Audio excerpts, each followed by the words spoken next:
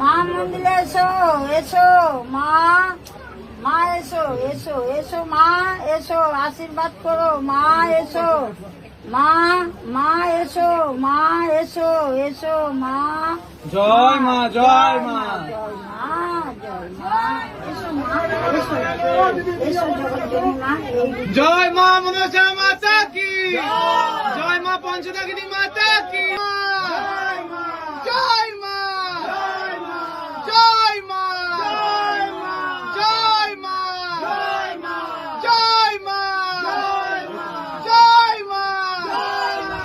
মা এসো মা, মা এসো, মা এসো, এসো মা এসো, এসো মা জগৎজননী এসো, তুমি তো মা, এসো, এসো মা, এসো মা, মা, মা, মা, মা এসো মা, মা এসো মা, তুমি মা। রজুদিন, রজুদিন। মা এসো, মা এসো মা, মা এসো মা, মা এসো, জয় মা মনসা মাতা কি।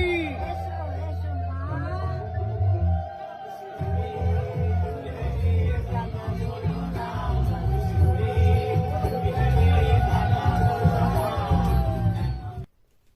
নমস্কার, আমি বিক্রম।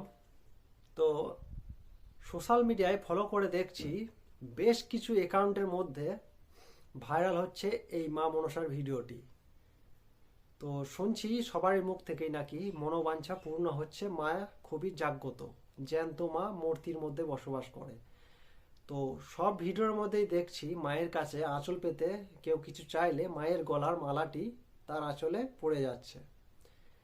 তো সোশ্যাল মিডিয়ায় আমি আজ এই ভিডিওটা বানানোর একটাই উদ্দেশ্য, এই যে দেখতে পাচ্ছ একটি ডায়েরি 2016-র, এটা একটা LIC ডায়েরি। তো এই ডায়েরিতে আমি আমার মনের কিছু কথা এখানে লিখে রাখবো আর মায়ের কাছে অনুরোধ করব সেইটা পূর্ণতা পাওয়ার জন্য। তো আমি দেখব সত্যিই মা আছে নাকি মানুষকে বোকা বানানোর জন্য এই ভিডিওগুলো পোস্ট করছে। মা সব জায়গায় বিরাজমান, জানি এই কথাগুলো বলছি সেটা মাও শুনতে পাচ্ছে বা দেখতে পাচ্ছে, কারণ মন্দিরে নয়, সমস্ত দেবতারই বাস এই হৃদয়ে, মানুষের মনে। তো কথাগুলো আমি এই কারণেই বলছি সবার জন্যই। যদি মা আমার সেই মনোবাঞ্ছা পূর্ণ করে, তো এই ডায়েরিটা দেখানোর একটাই উদ্দেশ্য, এই ডায়েরিতে আমি লিখে রাখবো। যদি মনোবাঞ্ছা পূর্ণ করে তোমাদেরকে সকলকেই প্রকাশ করবো, আর এই ডায়েরিটাও তোমাদেরকে ওপেন দেখাবো যে আমার মনোবাঞ্ছা কী ছিল আর সেটা আমার পূর্ণতা